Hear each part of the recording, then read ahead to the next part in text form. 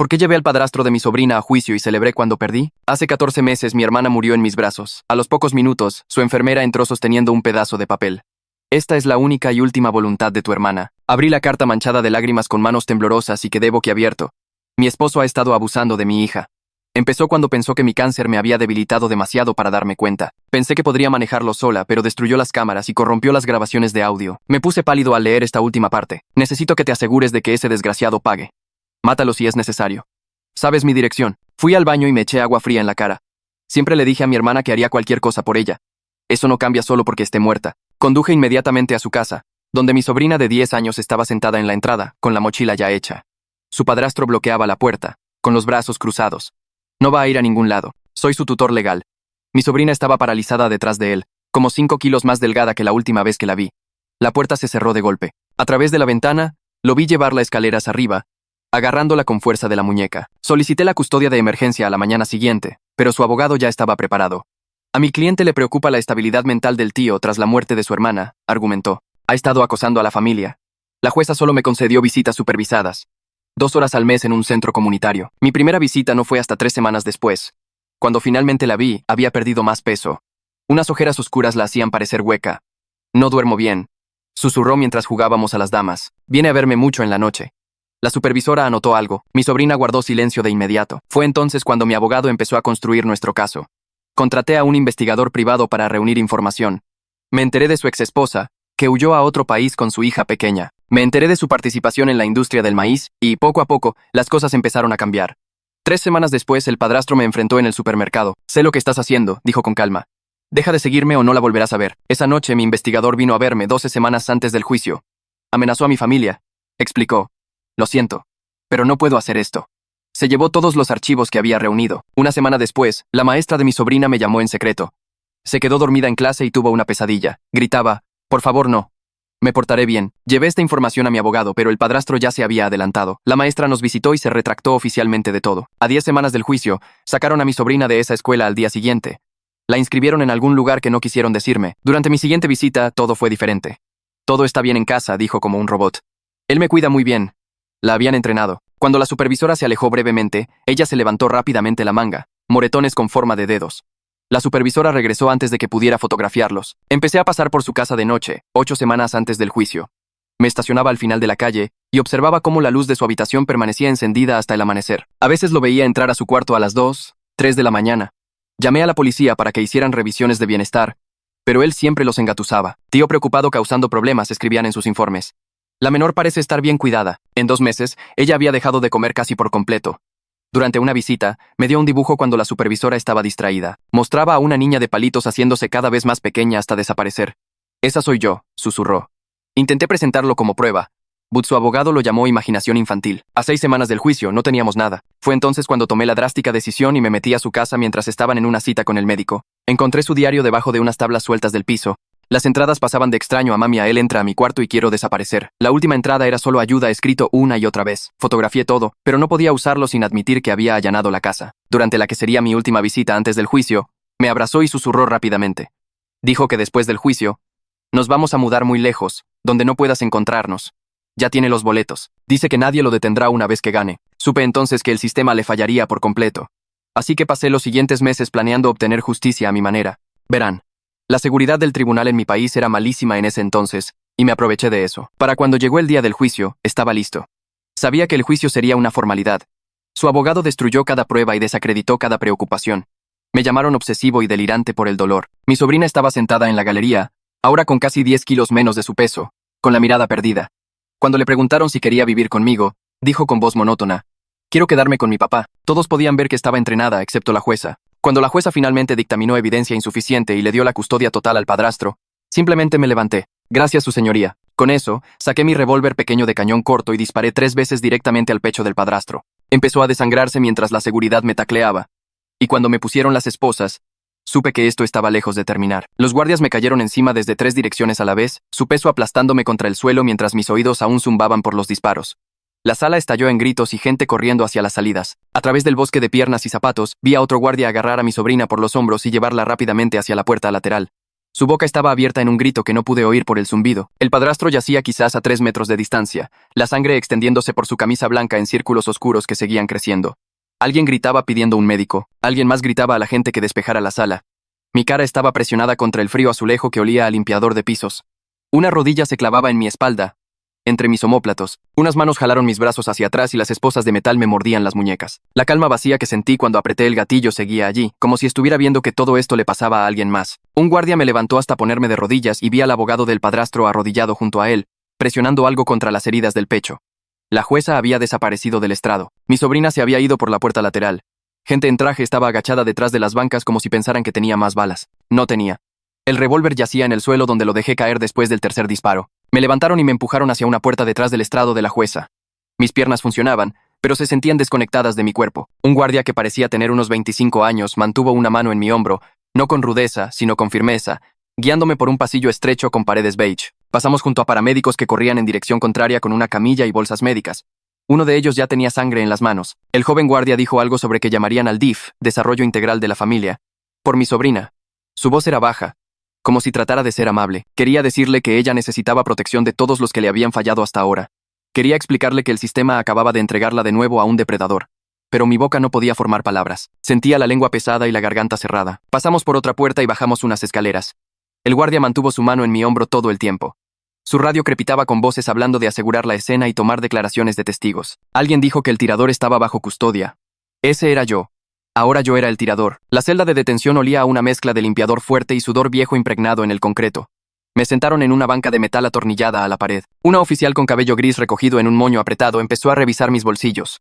Me quitó la cartera, las llaves, el celular, puso todo en una bolsa de plástico transparente y escribió mi nombre en ella con un marcador negro. Otro oficial recogió el revólver vacío de donde alguien lo había traído y lo selló en una bolsa de evidencia. La oficial me dijo que me pusiera de pie y me quitara el cinturón. Lo hice. También me quitó las agujetas, sacándolas de mis tenis un agujero a la vez. Me hizo sentarme de nuevo y empezó a leer una tarjeta con voz monótona, diciendo que tenía derecho a permanecer callado. Asentí a cada pregunta que me hizo. ¿Entendía estos derechos? Sí. ¿Quería renunciar a estos derechos y hablar con ellos? No. Escribió algo en su portapapeles. Todo el tiempo, seguía viendo la cara de mi sobrina mientras la sacaban corriendo de la sala, el terror en sus ojos. Mi intención era salvarla, pero solo le había dado una nueva pesadilla para agregar a todas las demás. El detective Iván Mendoza apareció quizás una hora después. Parecía cansado, como si hubiera estado trabajando todo el día antes de que esto sucediera. Manchas de café marcaban el frente de su arrugada camisa de vestir. Acercó una silla de metal y se sentó frente a mí, poniendo un cuaderno en su rodilla. Se presentó y dijo que estaba investigando lo que sucedió en la sala del tribunal. Su tono era profesional, pero no grosero. Me preguntó si quería hablar sobre lo que pasó y por qué lo hice. Lo miré directamente y dije que quería un abogado. Él asintió como si esperara esa respuesta. Cerró su cuaderno y se levantó, guardando su pluma en el bolsillo de la camisa. Antes de irse, me dijo que pronto me procesarían y me trasladarían al reclusorio del condado. Sus ojos no mostraban enojo ni asco, solo cansancio, como si hubiera visto a demasiada gente haciendo cosas terribles por razones que tenían sentido para ellos, pero no para nadie más. La puerta resonó al cerrarse detrás de él. Me senté en la banca de metal y miré la pared gris frente a mí. Mis manos temblaban ahora, aunque habían estado firmes cuando apreté el gatillo. Como a la medianoche, otro oficial vino a la celda, un tipo más joven y de cuello grueso. Se paró fuera de los barrotes y me dijo que el padrastro estaba en cirugía en el hospital general, en estado crítico por las heridas de bala.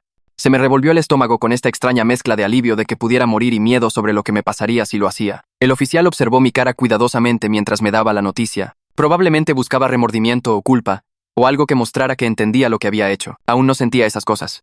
Me sentía vacío y frío, y como si mi cuerpo todavía estuviera separado de mi cerebro.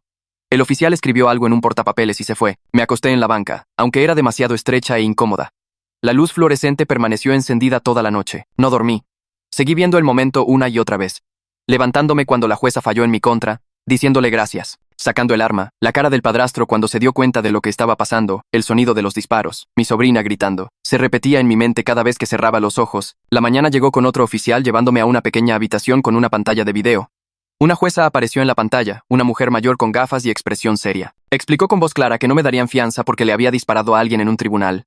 Un defensor de oficio estaba junto a la pantalla, tomando notas en un bloc amarillo. Tenía el cabello castaño ralo y un traje barato.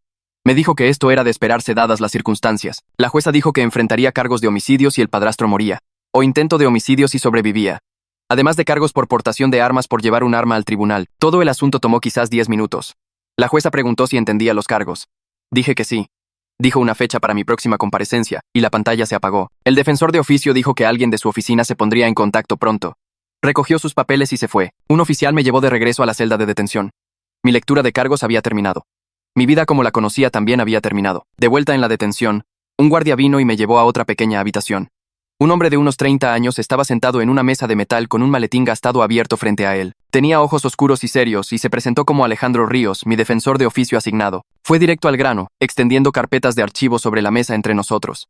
Dijo que no me iba a dorar la píldora porque necesitaba entender la realidad que enfrentaba, décadas en prisión. Nuestra única esperanza era construir un contexto para la sentencia, no evitar la condena.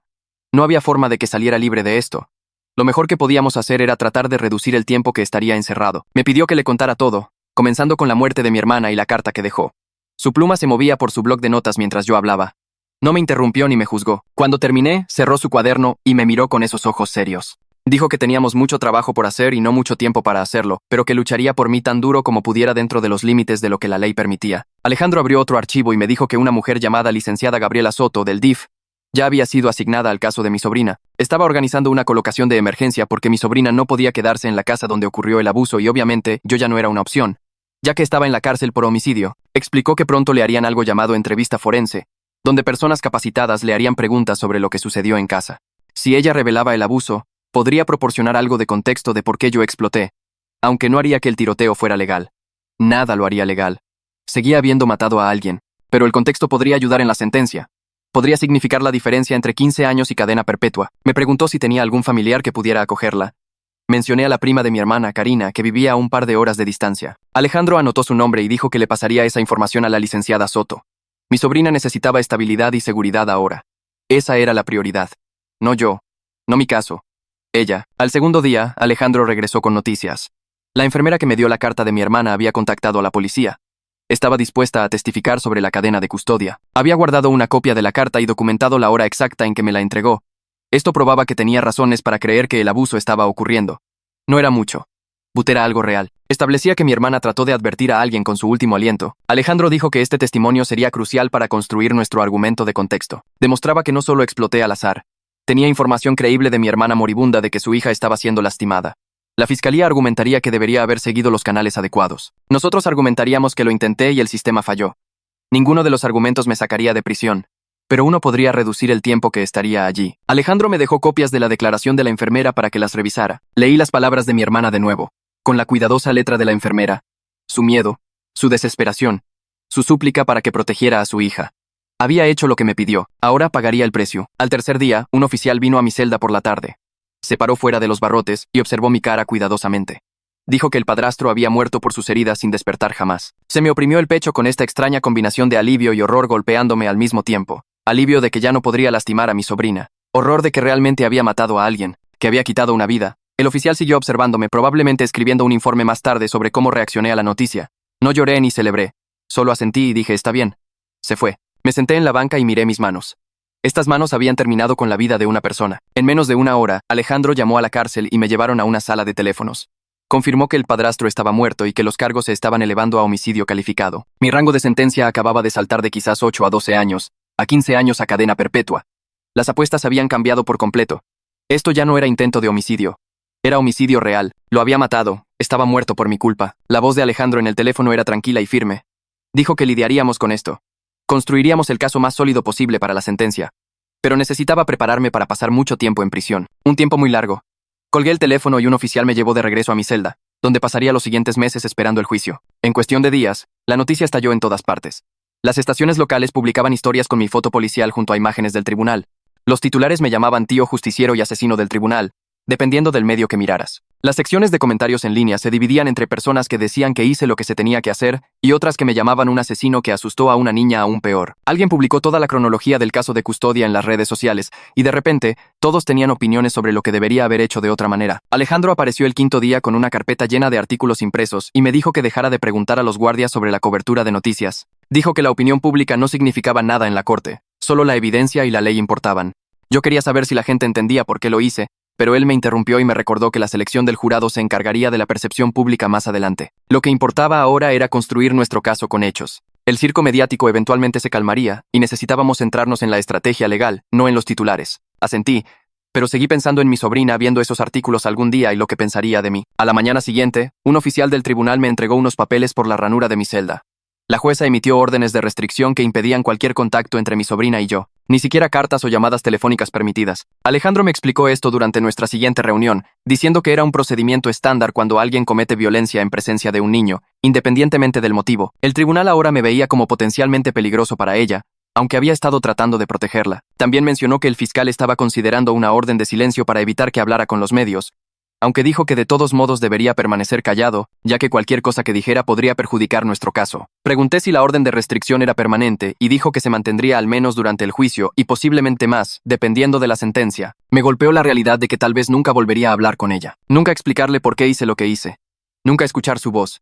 Había matado a alguien para salvarla, y ahora se me prohibía legalmente estar cerca de ella. Alejandro sacó sus notas de nuestras reuniones anteriores y comenzó a revisar todo lo que le había contado sobre la recopilación de pruebas antes del tiroteo. Su rostro se tensó y se puso serio cuando describí cómo me metí a su casa para encontrar el diario. Dejó su pluma y explicó que cualquier cosa que encontrara durante esa entrada ilegal no podría usarse en la corte e incluso podría traerme cargos adicionales por allanamiento de morada. Había saboteado mi propio caso al actuar como si estuviera por encima de la ley, aunque estaba tratando de salvarla. Las fotos del diario que tomé eran inadmisibles y mencionarlas a la policía podría llevar a más cargos criminales. Me preguntó si le había contado a alguien más sobre el allanamiento y le dije que no, solo a él. Asintió y dijo que nunca lo mencionaríamos de nuevo.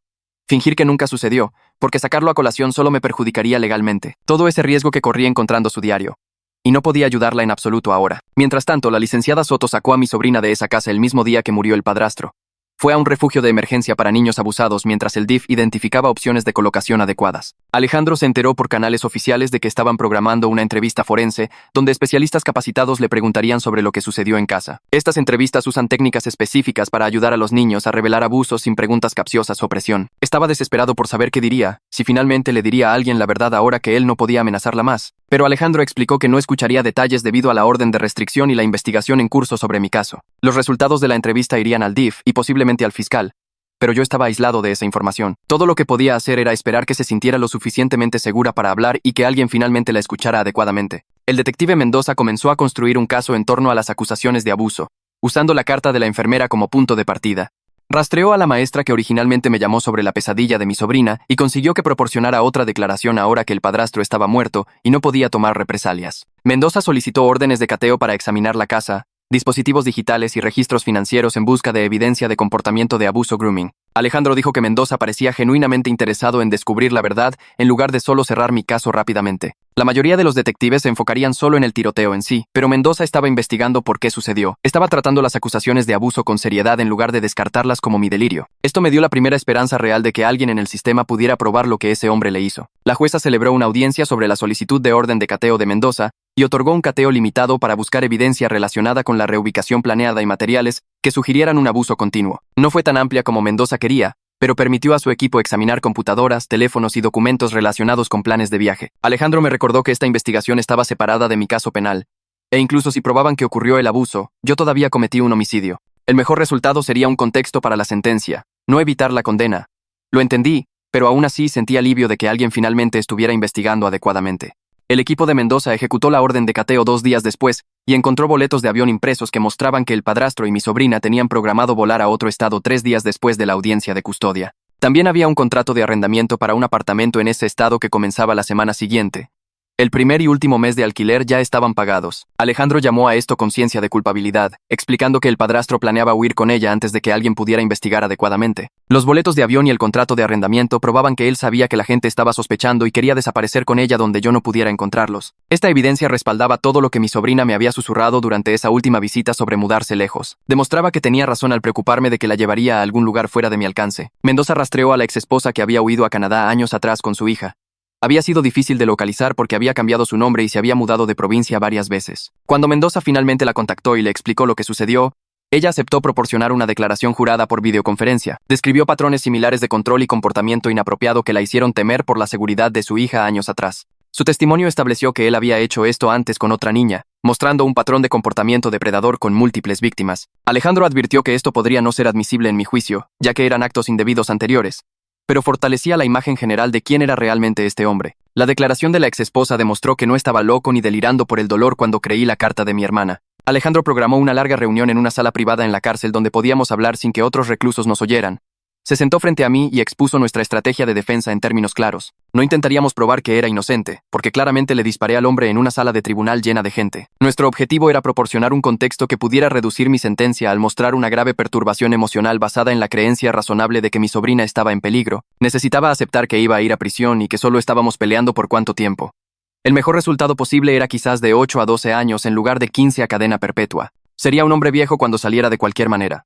Me preguntó si lo entendía y le dije que sí, aunque una parte de mí todavía quería creer que un jurado me dejaría ir libre. Sacudió la cabeza y dijo que eso no era realista. Necesitaba prepararme para una larga sentencia y concentrarme en hacerla lo más corta posible. 3 semanas después del tiroteo, la licenciada Soto identificó a Karina, la prima de mi hermana, como una posible colocación familiar para mi sobrina. Ella y su esposo Daniel tenían 2 hijos propios y vivían a 2 horas de distancia, en un pueblo más pequeño. Aceptaron acoger a mi sobrina temporalmente mientras el DIF completaba un estudio de la casa y verificaciones de antecedentes para asegurarse de que la colocación fuera apropiada. Alejandro obtuvo esta información a través de sus contactos con el DIF y me dijo que eran buenas noticias que ella estuviera con familia en lugar de extraños. Karina conocía a mi hermana y entendía la historia familiar, lo que ayudaría a mi sobrina a sentirse menos sola. Quería agradecerles de alguna manera, pero la orden de restricción impedía cualquier contacto. Así que solo tenía que confiar en que la cuidarían adecuadamente. Mendoza consiguió los expedientes médicos de la DRA. Mónica Valles, la pediatra que vio a mi sobrina 2 veces en los meses previos a la muerte de mi hermana. Alejandro trajo copias a nuestra siguiente reunión y las extendió sobre la mesa de metal entre nosotros. Los registros mostraban que mi sobrina había perdido casi 4 kilos en 3 meses, cayendo del percentil 50 a estar por debajo del 20. Las notas de la DRA. Valles mencionaban problemas de sueño y recomendaban terapia, a lo que el padrastro nunca dio seguimiento. La doctora había escrito: el cuidador parece desestimar las preocupaciones en el margen de la segunda visita. Alejandro tocó la página y dijo que esto probaba que múltiples profesionales notaron que algo andaba mal, pero nadie ató cabos. El sistema vio las señales de alerta y no hizo nada. El perito Luis Torres, revisando los dispositivos del padrastro, encontró algo que me oprimió el pecho cuando Alejandro me lo contó. Los recibos de almacenamiento en la nube mostraban compras de pequeñas cámaras y equipo de grabación de audio desde 6 meses antes del diagnóstico de mi hermana. Luego aparecieron recibos más nuevos que mostraban compras de reemplazo después de que el equipo original figurara como devuelto. Las fechas coincidían casi exactamente con cuando mi hermana escribió en su carta sobre las cámaras destruidas. Torres le dijo a Mendoza que el patrón de compras sugería que el padrastro sabía que alguien lo estaba observando y tomó medidas para cubrir sus huellas. Había comprado el equipo, lo descubrieron, lo destruyó, y luego compró equipo nuevo para seguir monitoreando a cualquier otra persona que intentara reunir pruebas. La maestra que originalmente informó de la pesadilla de mi sobrina contactó a Mendoza directamente a través de un correo electrónico a la dirección de la oficina de detectives. Dijo que quería dar una declaración formal revirtiendo su retractación anterior.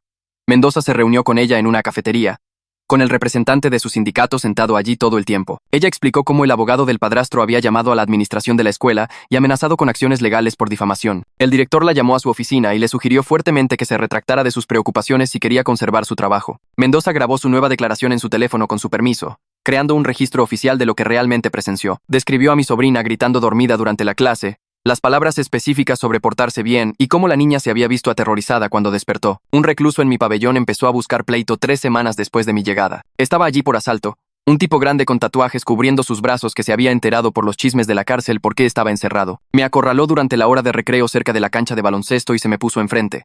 Me llamó asesino. Dijo que asusté a una niñita y que la gente como yo no merecía respirar. Mis manos se cerraron en puños y cada músculo de mi cuerpo quería golpear.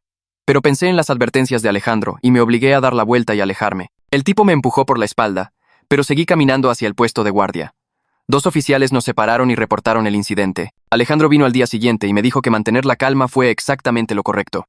Necesitaba demostrar que podía controlarme ahora, incluso si no pude en esa sala del tribunal. Cualquier pelea sería usada en mi contra en la sentencia para demostrar que era violento y peligroso. Alejandro pasó nuestra siguiente reunión advirtiéndome sobre el sistema telefónico de la prisión.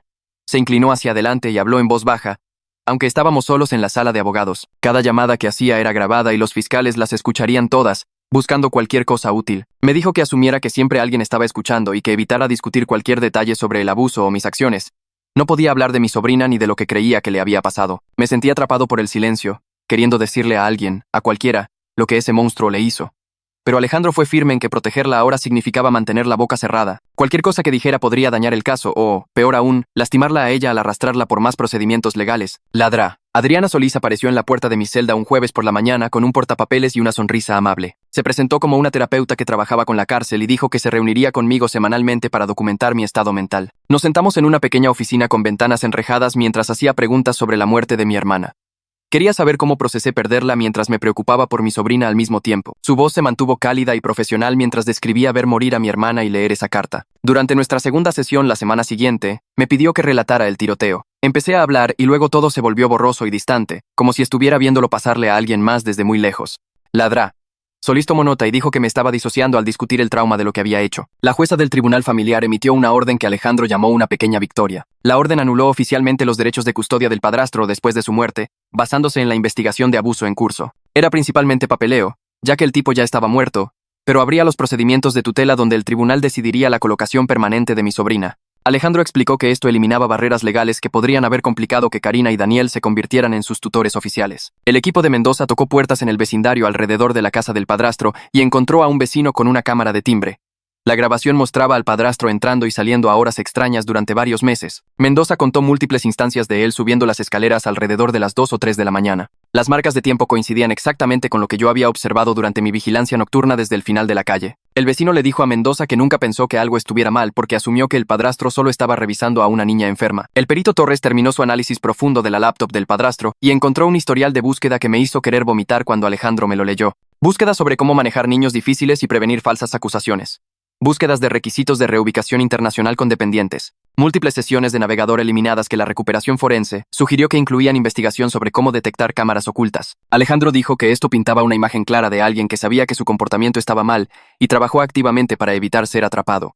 El tipo había estado planeando y calculando cada movimiento. Alejandro presentó una moción ante el tribunal pidiendo reservar toda la evidencia de abuso para mi audiencia de sentencia, en lugar de intentar introducirla durante el juicio. Su argumento era que la evidencia no era relevante para si yo cometí el acto, ya que obviamente lo hice, pero era crucial para entender por qué exploté. El fiscal se opuso de inmediato, queriendo mantener el enfoque puramente en mis acciones en lugar del comportamiento del padrastro. La jueza dijo que consideraría la moción y decidiría después de revisar toda la evidencia que ambas partes presentaran. 3 días después de que Alejandro presentara la moción, alguien filtró la información de los boletos de avión a un bloguero de noticias local. Para esa tarde, mi caso estaba en todas las redes sociales, con gente discutiendo si yo era un héroe o un asesino. El bloguero publicó capturas de pantalla de los boletos electrónicos, que mostraban que el padrastro planeaba volar con mi sobrina solo 3 días después de ganar la custodia. Los comentarios explotaron con gente diciendo que el sistema le falló y otros diciendo que traumatice a una niña al dispararle a alguien frente a ella. Alejandro me llamó esa noche y me dijo que la licenciada Soto tuvo que mudar a mi sobrina a un lugar diferente porque los reporteros estaban acechando la casa de Karina y Daniel.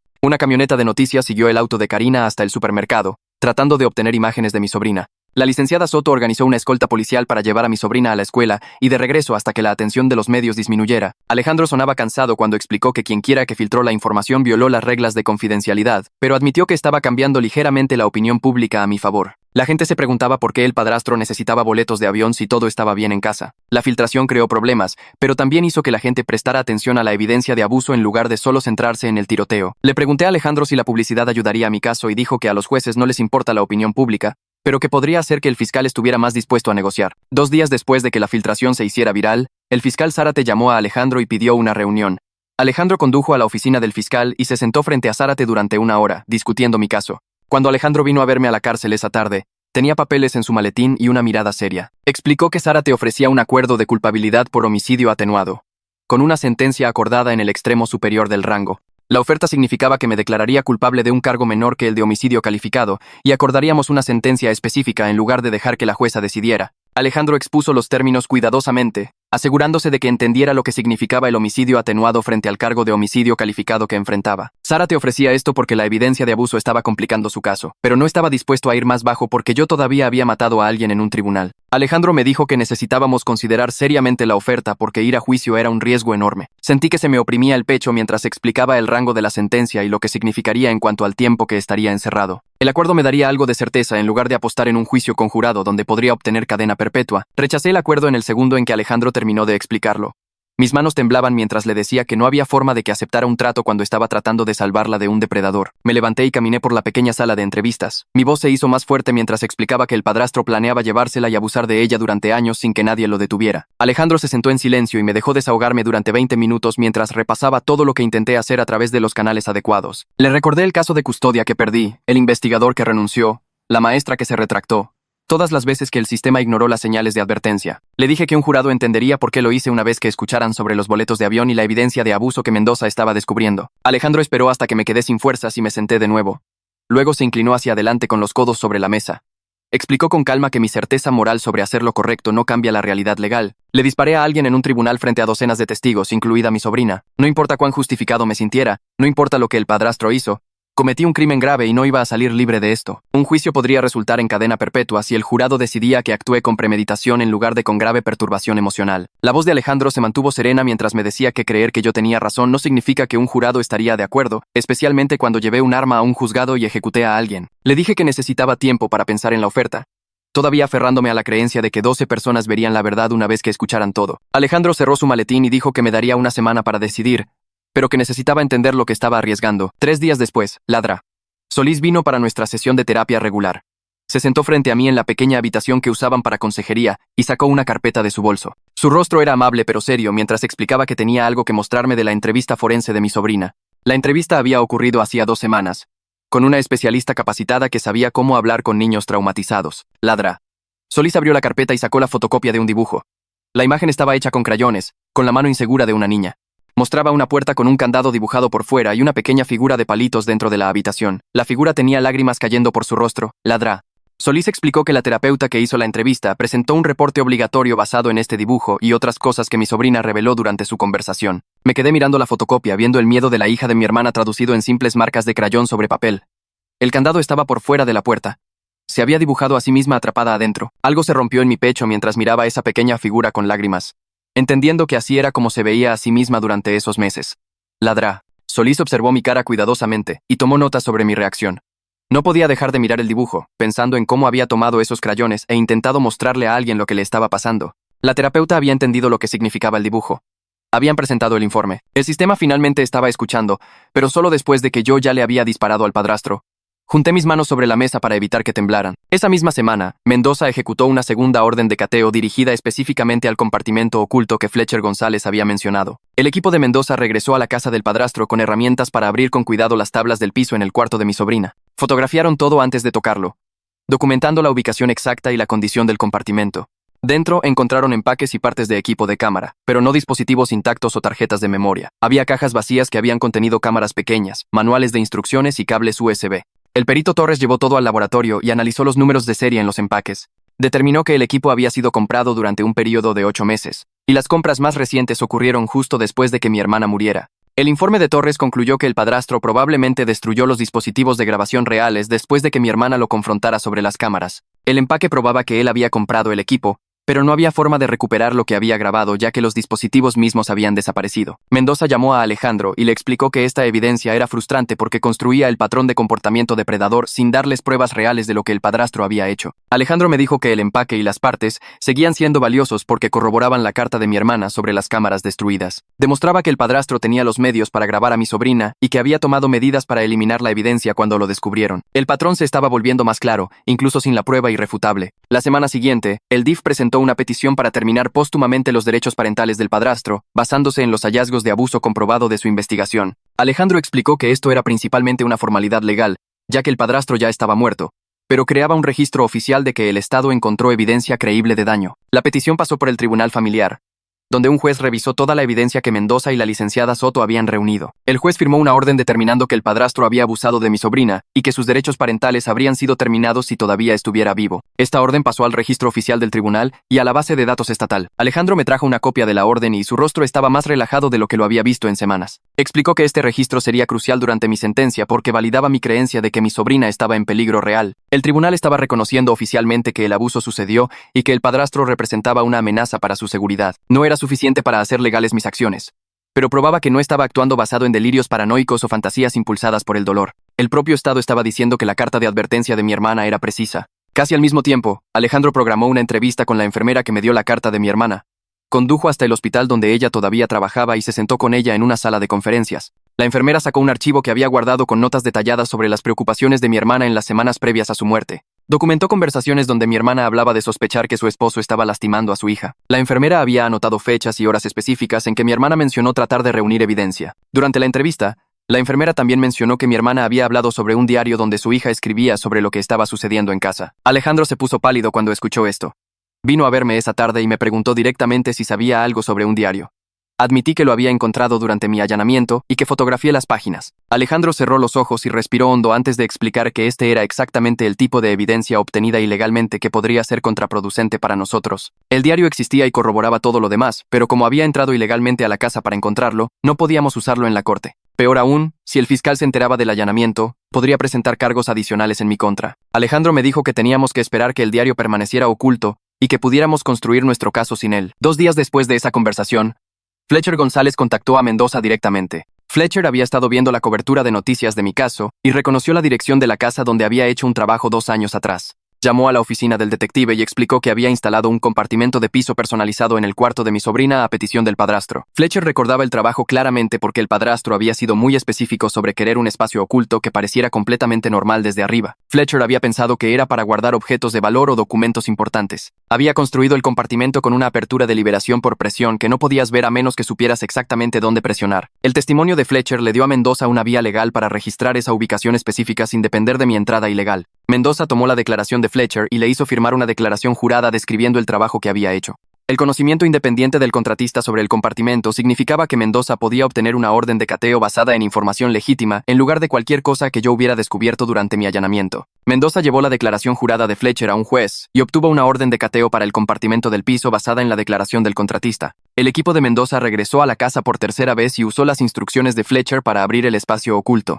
Adentro, encontraron evidencia de fibras e impresiones en la madera que sugerían que algo había estado almacenado allí recientemente, pero el espacio ahora estaba vacío. El perito Torres examinó las fibras bajo un microscopio y descubrió que coincidían con materiales comúnmente usados en encuadernaciones de diarios o cuadernos. Midió las impresiones en la madera y determinó que los patrones coincidían con un objeto del tamaño de un diario que había estado almacenado allí por un periodo prolongado. No era el diario en sí, pero probaba que algo que coincidía con el tamaño y la forma de un diario había estado oculto en ese lugar exacto y había sido retirado recientemente. El informe de Torres respaldaba mi relato de encontrar un diario allí, sin que la fiscalía pudiera probar que yo había entrado ilegalmente para obtenerlo. Mendoza llamó a Alejandro y le explicó que la evidencia mostraba que el padrastro había escondido algo en un compartimento secreto en el cuarto de su hijastra, lo cual era un comportamiento sospechoso que encajaba con el patrón de alguien que oculta un abuso. El día después de que Mendoza encontró la evidencia de fibra, el fiscal Zárate llamó a Alejandro de nuevo.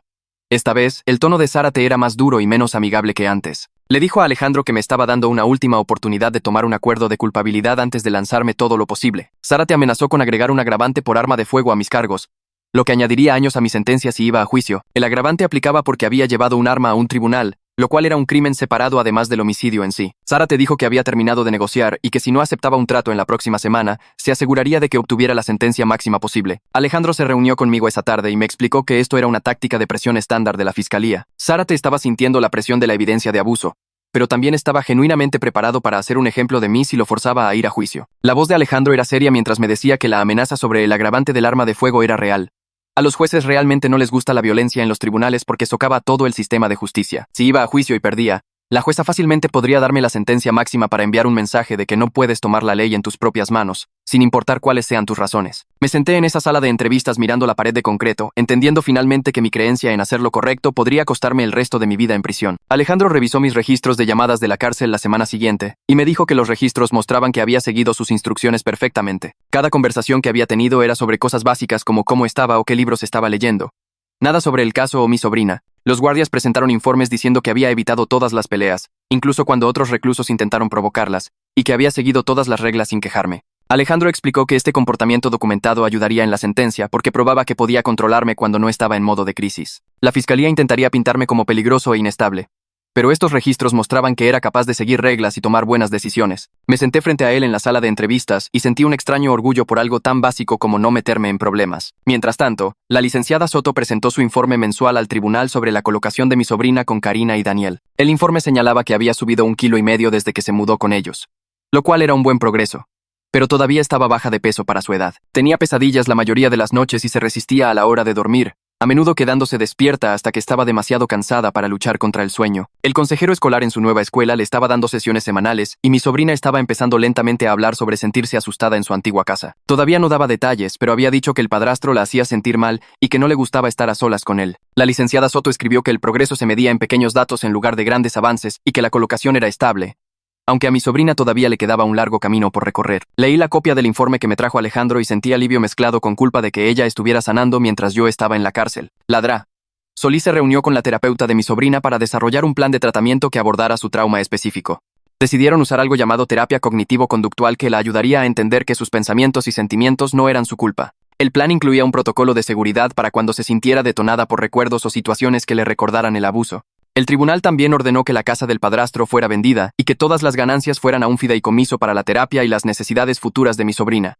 El dinero no arreglaría lo que le pasó, pero al menos tendría recursos para la universidad o lo que necesitara más adelante. Ladrá. Solís me dijo durante nuestra siguiente sesión que la estructura y la rutina estaban ayudando a mi sobrina a sentirse menos caótica, aunque todavía estaba profundamente herida. Los niños necesitan saber qué va a pasar y que los adultos a su alrededor los mantendrán a salvo, y Karina y Daniel estaban proporcionando esa estabilidad. Pregunté si mi sobrina alguna vez me mencionaba y Ladrá. Solís dijo que no podía compartir detalles de las sesiones de la otra terapeuta, lo cual entendí, pero aún así me dolió. Mendoza trabajó con las autoridades canadienses para verificar los antecedentes de Judith Campos y las declaraciones que había hecho sobre el padrastro. El tribunal recibió su declaración jurada unas semanas después e incluía referencias a un informe que ella había presentado a la policía canadiense años atrás sobre el comportamiento de él hacia su hija. Judith escribió que él había sido inapropiado con su hija de maneras que la hacían sentir incómoda, incluyendo entrar al baño cuando su hija se estaba bañando e insistir en ayudarla a vestirse incluso cuando ya tenía edad suficiente para hacerlo sola. Ella había reportado estas preocupaciones a las autoridades, pero no pasó nada porque él lo negó todo y su hija estaba demasiado asustada para hablar. Mendoza contactó directamente al Departamento de Policía canadiense y confirmó que el informe existía en su sistema, aunque nunca se presentaron cargos. Este patrón de comportamiento con múltiples niñas en diferentes países era evidencia condenatoria de que el padrastro había estado abusando grooming de niñas durante años. Alejandro dijo que esta declaración jurada fortalecía nuestro argumento de sentencia porque demostraba que yo había actuado basado en una creencia razonable basada en un patrón documentado, no en delirios paranoicos. El fiscal Zárate llamó a Alejandro unas 2 semanas después de que se autenticara la declaración jurada canadiense. Zárate dijo que estaba dispuesto a retirar el agravante del arma de fuego de mis cargos si yo aceptaba declararme culpable y renunciar a mi derecho a apelar. Explicó que estaba sintiendo la presión de la evidencia de abuso que seguía acumulándose y quería resolver este caso sin que se convirtiera en un circo mediático en el juicio. Alejandro me dijo que Zárate probablemente estaba preocupado por perder el apoyo del público si todos los detalles del abuso salían a la luz durante un juicio, y un acuerdo de culpabilidad le permitiría cerrar el caso discretamente. Zárate dejó en claro que esta era probablemente la mejor oferta que obtendría, y que necesitaba pensar seriamente si luchar contra esto valía el riesgo de morir en prisión. Alejandro se sentó conmigo durante más de 1 hora, repasando las matemáticas de lo que podría significar un juicio versus aceptar el acuerdo. Si iba a juicio y perdía, la jueza podría darme la sentencia máxima solo para hacer un ejemplo de mí por llevar la violencia a un tribunal. Pero si aceptaba el acuerdo, tendría un rango de sentencia definido y no me arriesgaría a pasar el resto de mi vida encerrado. Antes de que pudiera siquiera considerar la oferta de Zárate, Alejandro dijo que quería negociar una condición. Le dijo a Zárate que necesitaba promesas informales de que el DIF seguiría monitoreando la colocación y la terapia de mi sobrina sin importar lo que pasara con mi caso. Alejandro argumentó que toda mi razón para hacer lo que hice fue protegerla, por lo que cualquier resolución debería incluir asegurarse de que ella siguiera protegida. Zacarías aceptó escribir una carta apoyando la continuación de los servicios del DIF, aunque explicó que no podía hacer promesas oficiales sobre lo que el DIF decidiera hacer. No era mucho, pero demostraba que el fiscal admitía que mi sobrina necesitaba protección continua del sistema. Alejandro me trajo una copia de la carta de Zárate y la leí 3 veces, buscando cualquier cosa que sintiera que finalmente estaban tomando en serio su seguridad. La investigación de abuso se cerró oficialmente el mes siguiente con un hallazgo de abuso comprobado. Esto significaba que el DIF había revisado toda la evidencia y determinado que había pruebas creíbles de que el padrastro había dañado a mi sobrina. El hallazgo se ingresó en la base de datos estatal y se convirtió en parte del registro permanente que seguiría cualquier verificación de antecedentes o investigación futura. Alejandro explicó que esta comprobación era lo más cercano a ganar que iba a conseguir, porque el sistema estaba admitiendo oficialmente que le había fallado. Nunca se presentarían cargos penales contra el padrastro, ya que estaba muerto, pero el registro mostraría que había abusado de una niña bajo su cuidado. Sentí una extraña satisfacción sabiendo que, aunque iría a prisión, todos sabrían que había tenido razón sobre lo que le estaba pasando a ella. El tribunal familiar celebró una audiencia sobre la colocación de mi sobrina y otorgó la tutela temporal a Karina y Daniel. La licenciada Soto continuaría como la trabajadora social supervisora, revisando regularmente para asegurarse de que todo se mantuviera estable. Mi sobrina se quedaría con ellos mientras se finalizaba la tutela permanente durante los próximos meses a través de más procedimientos judiciales y estudios del hogar. Karina me mandó decir a través de Alejandro que mi sobrina estaba a salvo y adaptándose a su nueva escuela, haciendo amigos y durmiendo mejor que antes. Este fue el primer alivio real que sentí desde el tiroteo, saber que tenía personas que la protegerían de la manera correcta. Alejandro y yo pasamos horas durante varias visitas redactando mi declaración para la audiencia de aceptación de culpabilidad. Esta era la parte donde tendría que pararme frente a la jueza y admitir lo que hice, mientras explicaba por qué lo hice. Trabajamos en un lenguaje que reconociera que le disparé al padrastro mientras estaba bajo una grave perturbación emocional después de recibir información real de que mi sobrina estaba siendo abusada. La declaración debía ser honesta sin sonar como si estuviera poniendo excusas.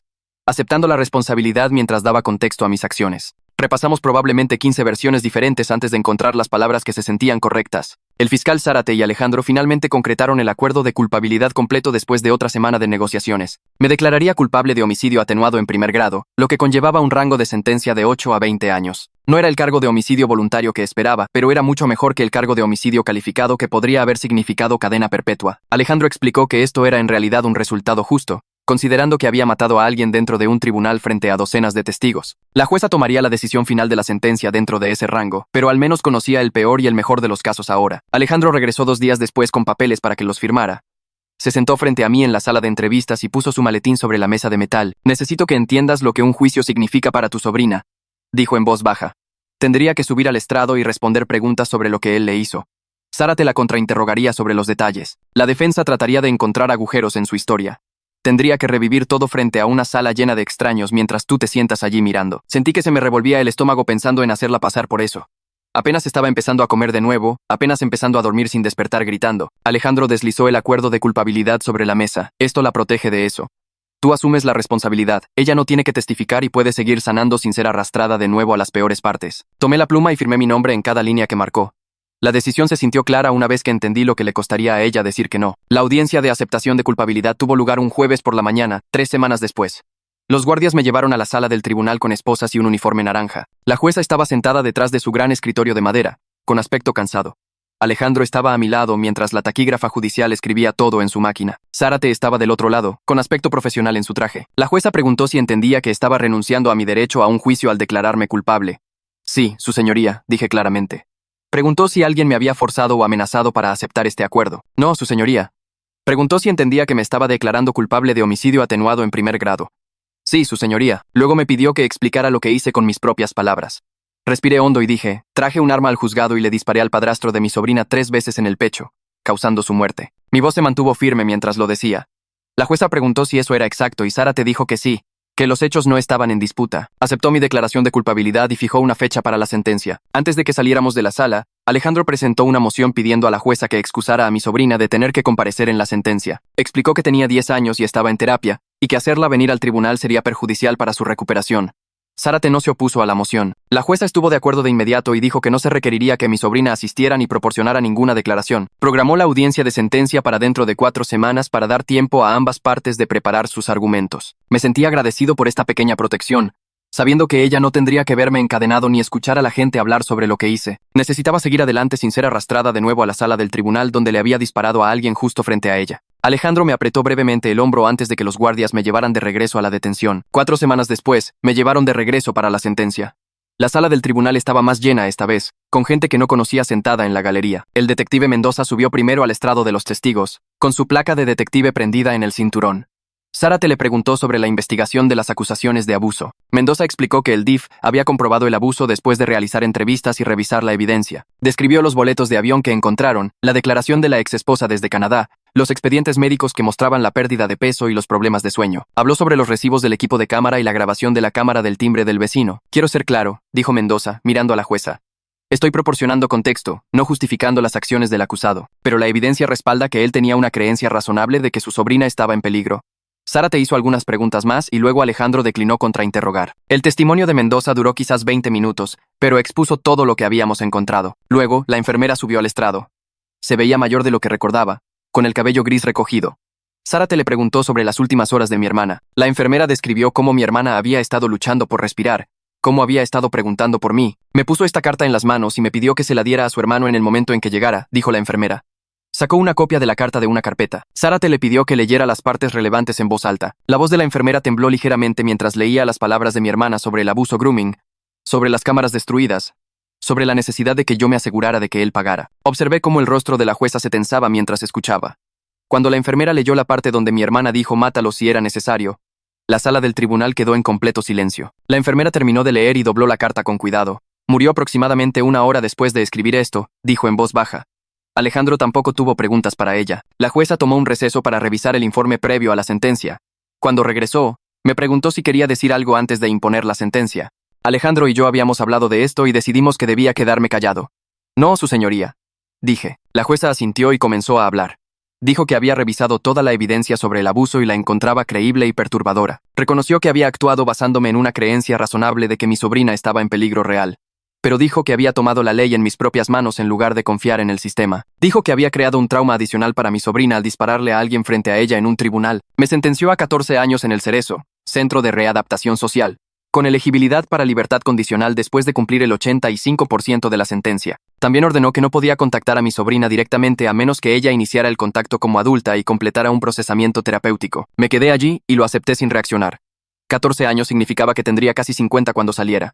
Pero podría haber sido cadena perpetua. El ingreso a prisión ocurrió 2 días después en la instalación estatal, a 1 hora de distancia. Me procesaron a través de una serie de estaciones como una línea de ensamblaje.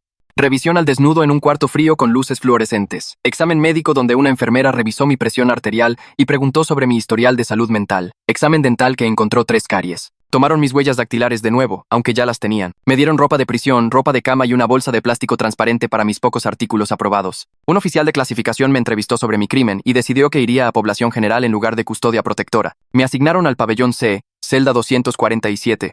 Con un compañero de celda llamado Rodríguez que llevaba allí 6 años por cargos de drogas. La rutina diaria comenzó de inmediato con el conteo a las 6 de la mañana, desayuno a las 7, luego recreo o programas o asignaciones de trabajo dependiendo del día. Me inscribí en manejo de la ira y un curso de impacto en la víctima porque Alejandro dijo que ayudaría en las audiencias de libertad condicional. La primera semana pareció interminable, aprendiendo las reglas no escritas sobre dónde sentarse en la cafetería y cómo evitar problemas. 4 meses después de mi sentencia, un guardia me llamó a la oficina del consejero. La licenciada Soto había trabajado con la DRA. Solís para establecer un programa de intercambio de cartas donde mi sobrina podría escribirme si así lo decidía. La terapeuta leería primero cualquier carta para asegurarse de que fuera apropiada. Yo podía responder, pero mis cartas también serían revisadas. La primera carta llegó esa misma semana en un sobremanila marcado con el sello de correo de la prisión. Dentro había un pedazo de papel blanco con un dibujo hecho con lápices de colores. Había dibujado una casa con una puerta roja y ventanas amarillas.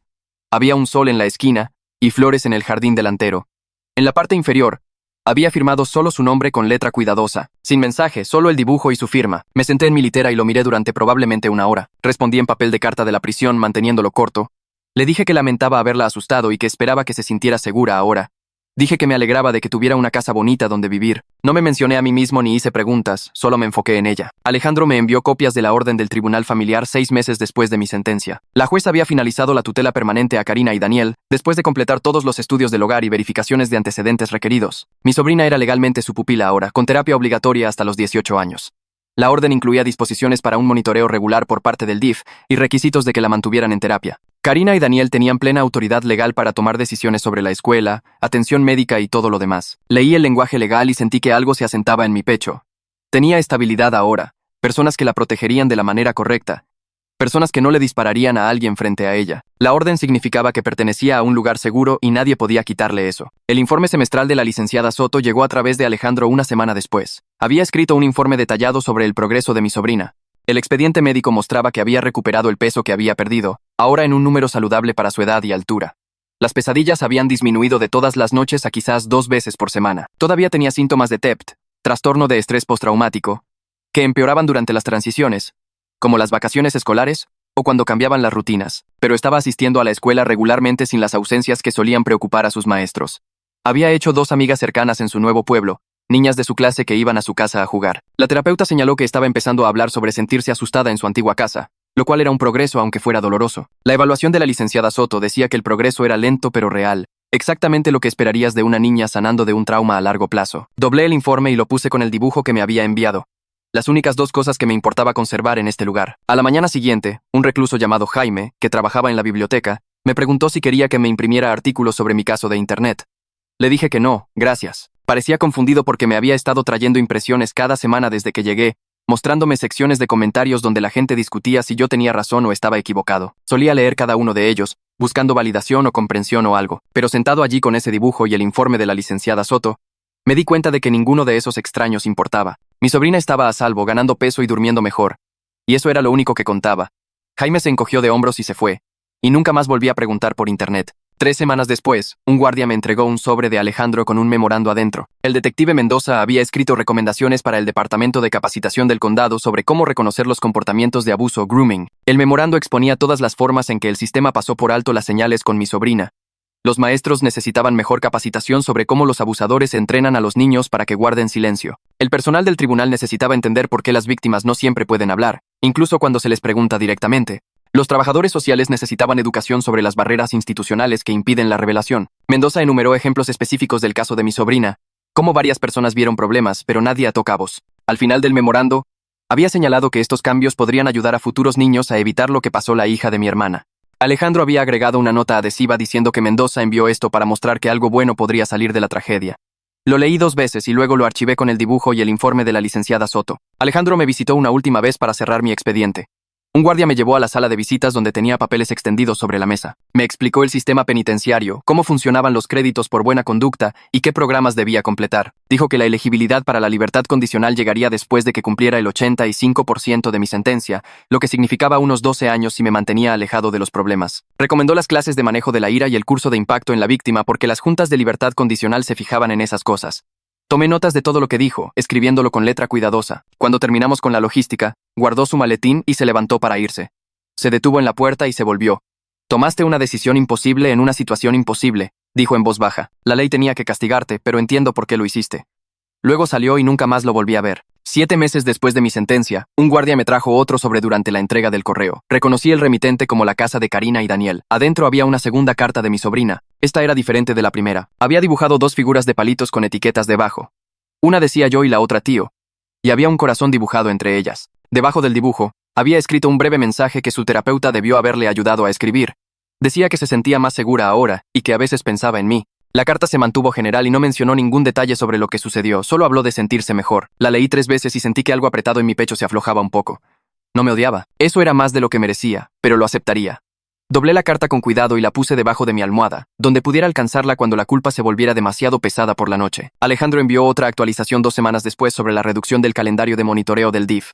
En lugar de visitas mensuales a la casa de Karina y Daniel, cambiarían a visitas trimestrales. La licenciada Soto había escrito en su informe final que la colocación mostraba una fuerte estabilidad y que el funcionamiento general de mi sobrina había mejorado significativamente. La reducción de la supervisión significaba que el sistema confiaba en Karina y Daniel para mantenerla a salvo sin una supervisión constante. Se mantuvieron planes de respaldo si necesitaba apoyo adicional, pero el calendario trimestral mostraba confianza en la colocación. Sentí alivio al leer esto, sabiendo que tenía personas que lo estaban haciendo bien y que el sistema finalmente se estaba retirando en lugar de interferir. En el primer aniversario del tiroteo, me senté en mi litera con mi diario y le escribí una larga carta a mi hermana. Le conté sobre el costo de mantener la promesa que hice. Describí el progreso de mi sobrina, el peso que había recuperado y cómo sus pesadillas eran menos frecuentes. Escribí sobre los 14 años que pasaría encerrado y cómo sería un hombre viejo cuando saliera. Expliqué la complicada verdad, que detuve el daño, pero creé un nuevo trauma en el proceso. Ella me vio dispararle a alguien. Esa violencia será parte de su memoria para siempre, mezclada con todo lo demás. Escribí que la salvé del abuso continuo, pero la marqué con lo que presenció en esa sala del tribunal. Escribirlo todo me ayudó a aceptar que la respuesta no era simple ni limpia. No había una versión de esto en la que todos salieran bien. Llegó una solicitud a través del correo de la prisión de un documentalista que quería entrevistarme sobre el caso. La carta explicaba que estaban haciendo una película sobre la justicia por mano propia y querían mi perspectiva. La leí una vez y la tiré. En su lugar, llené un formulario para enviar un paquete a través del canal aprobado que la licenciada Soto había establecido. Pedí un cuaderno de dibujo en blanco de la tienda de la prisión y lo envié por correo a mi sobrina a la dirección de Karina y Daniel. Incluí una breve nota diciendo que esperaba que lo llenara con dibujos felices de su nueva vida. Sentí que era lo correcto, una forma tranquila de mostrar que me importaba su futuro sin entrometerme en su proceso de sanación. Ella necesitaba espacio para recuperarse, y yo necesitaba respetar eso. Sentado en mi celda mientras comenzaba el 2.º año de mi sentencia, pensé en cómo perdí en el tribunal, pero detuve el daño que la estaba destruyendo. El futuro se extendía incierto y largo. Tendría casi 60 años cuando saliera, asumiendo que obtuviera la libertad condicional en el primer intento. Pero mi sobrina estaba ganando peso, durmiendo mejor y aprendiendo que estaba a salvo con personas que sabían cómo protegerla adecuadamente. No era el final que imaginé cuando apreté ese gatillo en el tribunal. Había imaginado algo más limpio, más triunfante tal vez. Pero ella estaba viva y sanando. Y eso tenía que ser suficiente.